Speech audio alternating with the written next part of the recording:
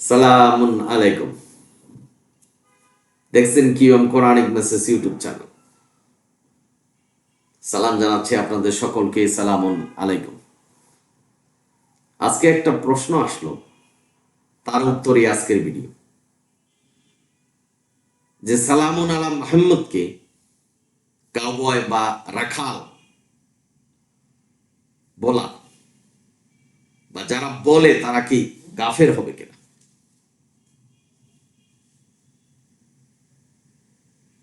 সকলকে ধন্যবাদ জানাচ্ছি। আমি কোনো ব্যক্তি সমাজ গোষ্ঠীকে হাওয়া প্রতিপন্ন করার জন্য ভিডিও দিচ্ছি না। নবী কি কাজ করতেন সেই ব্যাপারটা যদি বর্তমান জামানায় তুলে ধরা হয়, বেয়াদবি করা হবে। আমি একটা উদাহরণ দিচ্ছি, পাপ হবে। একটা রিক্সা চালক পরিশ্রম করে সে গাড়ি বাড়ির মালিক হয়েছে, বড়লোক হয়েছে। সে এখন বড়লোকের জায়গায় চলাফেরা করে, সেখানে গিয়ে যদি তাকে রিক্সাওয়ালা বলেন, তার মর্যাদার হানি হবে। ঠিক একইভাবে সালামুন আলা মুহাম্মদ তার নবুয়তের পূর্বে কি করতেন বা নবুয়তের পরে কি করতেন, তার কর্ম এবং তখনকার যুগের প্রেক্ষাপট এবং বর্তমান যুগের প্রেক্ষাপট এক না ভেবে যদি সালামুন আলা মুহাম্মদকে রাখাল বলেন এই যুগে, তাহলে তার শানে এটা বেয়াদবি করা হবে, আপনি গুনাহগার হবেন। যেমনটি একটা রিক্সাওয়ালা যখন বড়লোক হয়, তাকে যদি রিক্সাওয়ালা বলেন, বড়লোক হওয়ার পর যেমন সে অপমানিত হবে, নবীও সেভাবে অপমানিত হবে।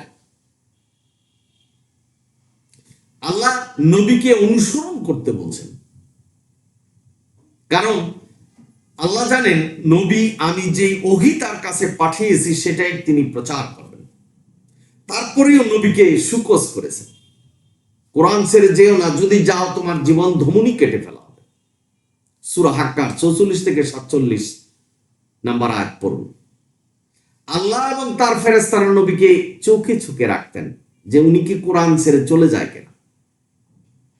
কিন্তু আজকের সমাজে নবীকে বলছেন হুকুমদাতা, নবী হুকুম দিয়েছেন, নবীর আলাদা নামাজ আছে যেটা সুন্নত, অথচ আল্লাহ বলছেন সুন্নতুল্লাহ, যেটাই সুন্নত সেটাই ফরজ, দুটাই আল্লাহর কাছ থেকে এসেছে। যারা নবীকে হুকুমদাতা বানাচ্ছেন তারা কাফের হবেন। যারা মনে করছেন যে নবী বুখারী শরীফ মুসলিম শরীফ লিখে গেছেন যেটা কোরআনের সাথে সাংঘর্ষিক, সেই ধরনের হাদিস এটাও কোরআনের মতো করে মানতে হবে, তাহলে আপনি কাফের হবেন। সূরা মায়েদার 44 নম্বর আয়াত। আল্লাহ কোরআনে বলছেন যে শুধু কোরআনই মানতে হবে, অসংখ্য আয়াতে। আপনি পড়ুন সূরা আনামের 153 নম্বর আয়াত, ইউসুফ 40 নম্বর আয়াত। আল্লাহ বলছেন শুধু কোরআন মানতে হবে। কেউ যদি নবীকে অতিরঞ্জিত করে, নবীকে অতি ভালোবেসে, যে নবীকে সম্মান দিতে, যে আপনি বলেন যে বুখারী শরীফ মুসলিম শরীফ সিয়া সিত্তা নাসাই যত হাদিস গ্রন্থ আছে এগুলি নবী লিখে গেছেন, এটাও কোরআনের মতো করে মানতে হবে, তাহলে কাফের হবেন। নবীর কর্মকাণ্ড, নবী কি কাজ করেছেন সেই ব্যাপারে বললে আপনি কাফের হবেন না, তবে এটা বেয়াদবি হবে।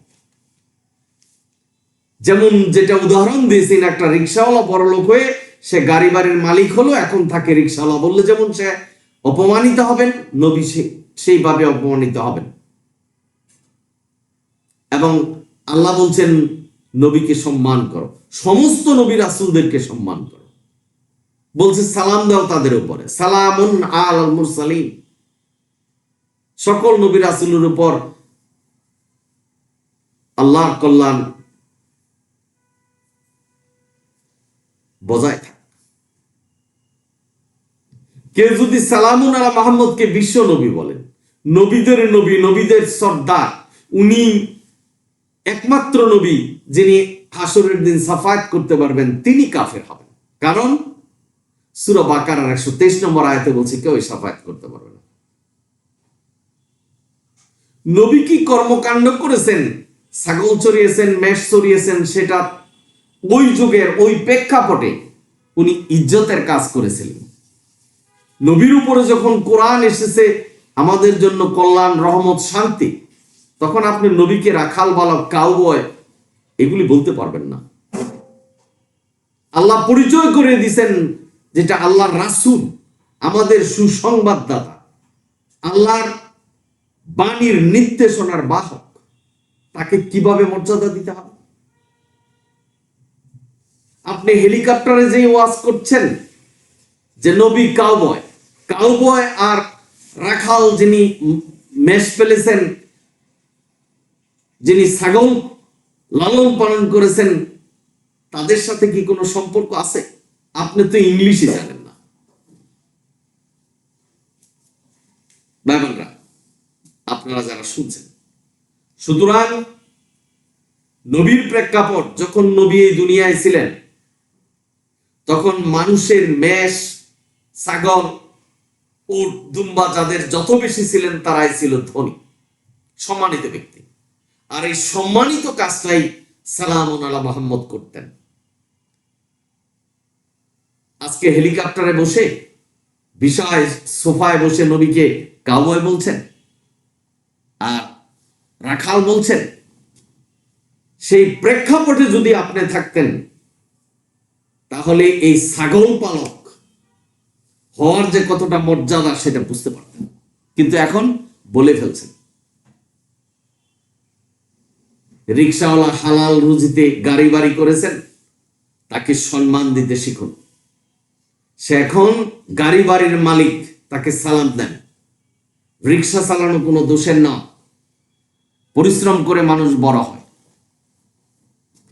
যে যেই পর্যায়ে আছে সেই পর্যায়ে তাকে সম্মান দিতে হবে। সালামুন আলা মুহাম্মদ, কোরআনের বাহক, সুসংবাদদাতা,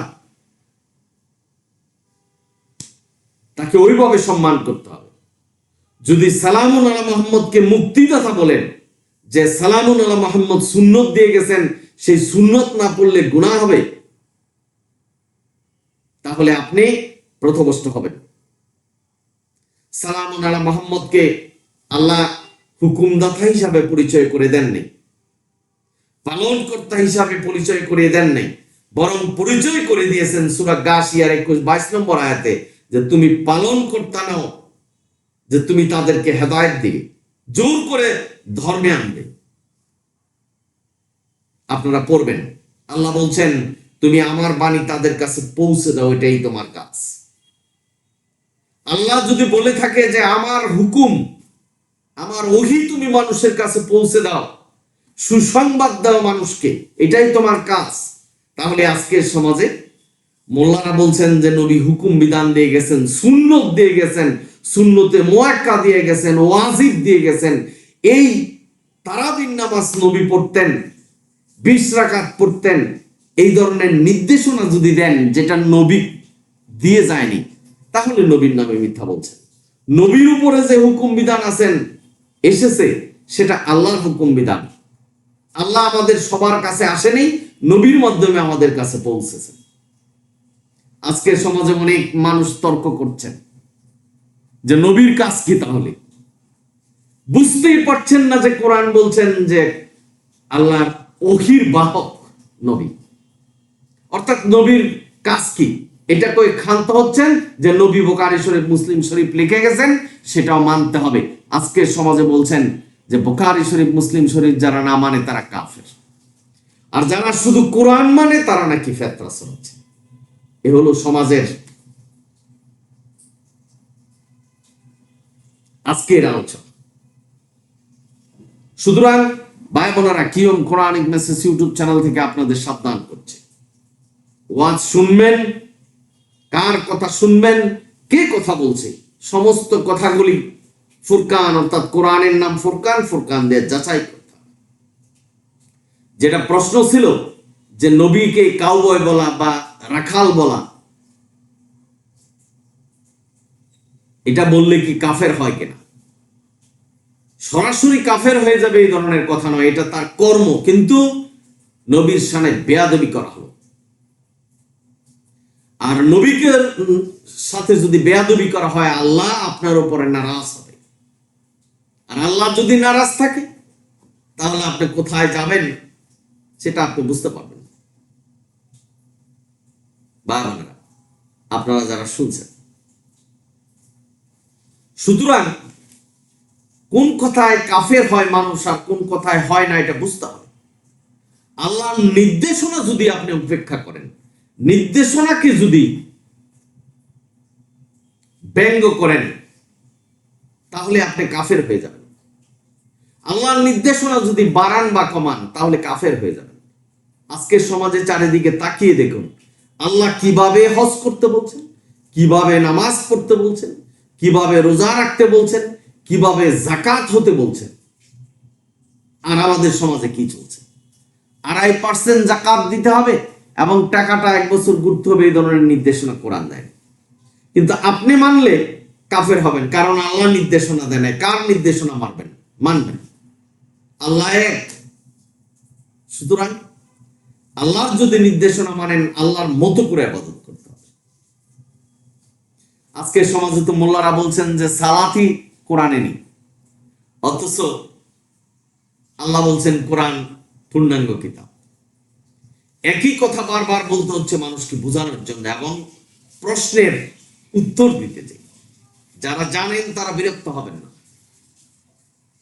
বাবা, আপনারা যারা শুনছেন, সুতরাং নবীকে ইজ্জত দিতে হবে। আল্লাহ নিজে নবীকে ইজ্জত দিয়েছেন, তাকে এমন মর্যাদা দিয়েছেন যে দুনিয়ার কোন মানুষকে দেয়। আপনি বলবেন নবীকে বিশ্ব নবী, আর আদম আলাইহিসসালাম থেকে ধরে মুহাম্মদ পর্যন্ত যত নবী পূর্বে এসেছেন তারা বিশ্ব নবী নয়। তার মানে আপনি পার্থক্য করলেন, লা নুফাররিকু বাইনা আহাদিম মির রাসূল। আপনি কাফের হলেন না ভাই। নবীর কর্মকাণ্ড, যেটা নবী ছাগল চড়াতেন, মেষ চড়াতেন, এটা তার কার্য। উনি জীবন প্রতিষ্ঠার জন্য এই কার্য করতেন। আল্লাহ যদি ইচ্ছা করতেন, সালামুন আলা মুহাম্মদকে মিলিয়নার বানাতে পারতেন। আল্লাহর ইচ্ছা ছিল নবীকে এইভাবে রাখবেন, তার জন্য আল্লাহ পুরস্কার দিবেন, এই ইসলাম এভাবে প্রচার হবে। এটা আল্লাহর ইচ্ছা। আল্লাহর ইচ্ছাকে আমাদের সম্মান জানাতে হবে। ভাই বোনেরা, চেয়ারে বসে মানুষ আপনি মিথ্যা বলছেন, কোরআনের কথা না বলে হাদিস বলছেন, কিচ্ছা বলছেন, আর মানুষ আপনাকে সম্মান করছে, আপনি নিজেকে গর্ব করছেন, জাহান্নামে যেতে হবে। আপনি নবীর অনুসরণ করছেন, চিল্লায়া বলছেন আমি নবীর অনুসরণ করি। কি করছেন? আপনি ওয়াজের পরে 1 লক্ষ টাকা নিয়ে বাড়িতে যাবেন, আর সালামুন আলা মুহাম্মদ কষ্ট করে কোরআন প্রচার করেছেন, জীবনের জন্য, তার খাদ্যের জন্য মানুষের কাছে কোনো পয়সা, কোনো অর্থ কামনা করেনি। আপনি বলছেন নবীকে অনুসরণ করছেন। ভাই বোনেরা, আপনারা যারা শুনছেন, সুতরাং নবীর কর্মকাণ্ড যেটা আল্লাহ করিয়েছেন সেটা সম্মানের কাজ। রিকশাওয়ালা আর রাখাল যারা করে, এগুলি অসম্মানের কাজ নয়। কিন্তু প্রেক্ষাপট, সালামুন আলা মুহাম্মদকে যখন আল্লাহ পরিচয় করে দিয়েছেন যে উনি রাসূল, সেই রাখাল যে কাজ নবী করেছিলেন সেটা নিয়ে এখন কথা বলা নবীর সামনে বেয়াদবি, এবং আপনি গুনাহগার হবেন। সময় আছে, ক্ষমা চেয়ে নেন, আল্লাহ ক্ষমা করবেন। ফিরে আসুন কোরআনের পথে, সত্যের পথে। ইন্না হাযাল কোরআন, যেটা আল্লাহ বলছেন, এই কোরআন সত্য পথ। সুতরাং ভাই বোনেরা, আপনারা যারা বুঝতে পেরেছেন, চেয়ারে বসে কথা বলছে, সেই নবীর যুগের প্রেক্ষাপট আর আজকের প্রেক্ষাপট এক নয়। আজকের সমাজে যারা চুরি, ডাকাতি, বদমাশি, রাহাজানি, সুদ, ঘুষ খেয়ে বড় হচ্ছেন, মানুষ তাকে ইজ্জত করছে। আজকের সমাজে মানুষ এবং মোল্লারা তাদেরকে ইজ্জত করছে যাদের সমাজে পয়সা আছে, তাদের জন্য দোয়া করছেন, বিশেষ করে তাদের কথা বলছেন মসজিদে। কি কারণ?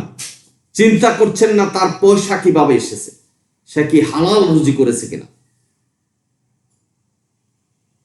যে সুদ খায় ঘুষ খায় তাকে ঘৃণা করতে হবে, কিন্তু আজকের সমাজে মোল্লারা করছেন না, তাদেরকে সম্মান দিচ্ছেন।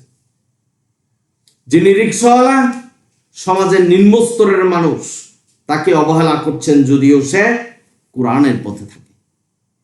এই যদি হয় মন মানসিকতা, একটি কথা ভুলে যাবেন না যে আল্লাহ আপনার অন্তরের খবর জানেন। বিচার হবে অন্তর দিয়ে আপনি কি কল্পনা করেছেন, কি লোভ করেছেন, কি অন্যায় করেছেন। সুতরাং প্রশ্ন ছিল যে নবীর নামে এটা বলা রাখাল বা কাউবয়। আর কতিপয় লোক আছে যে কাউবয় আর রাখাল যে ভিন্ন জিনিস, এই জিনিসটাই বুঝছেন না। সুতরাং ভাই বোনেরা, নবীর নামে বেয়াদবি করবেন না। আজকের জামানায় কোরআন আমরা বুঝতে পারি আল্লাহ নবীকে রাসূল হিসাবে মর্যাদা দিয়েছেন, যে মর্যাদায় নবী রাসূলরাই পেরেছে, দুনিয়ার কোনো মানুষ পায়নি। সুতরাং প্রতিটা নবীকে, প্রতিটা রাসূলকে একইভাবে সম্মান করতে হবে। এক একজন একইভাবে সম্মানিত ছিলেন, এক একভাবে সম্মানিত ছিলেন। কোন নবী রাসূলকে পার্থক্য করা যাবে না। আজকে এই QM Quranic message YouTube channel থেকে বলছি, নবীকে বিশ্ব নবী বলা যাবে না। নবী একমাত্র নবী যিনি হাসরের দিন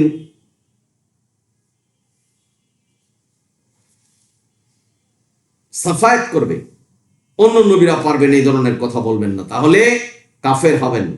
কারণ কোরআনের আয়াতের অস্বীকারী হবেন, যেটা সূরা বাকারার 123 নম্বর আয়াত। আপনারা সকলেই ভালো থাকুন, সুন্দর থাকুন, কোরআনের পথে থাকুন। যদি ভিডিও ভালো লাগে সাবস্ক্রাইব এবং শেয়ার করবেন। অনিল হামদুলিল্লাহ রাব্বিল আলামিন। সালামুন আলাইকুম।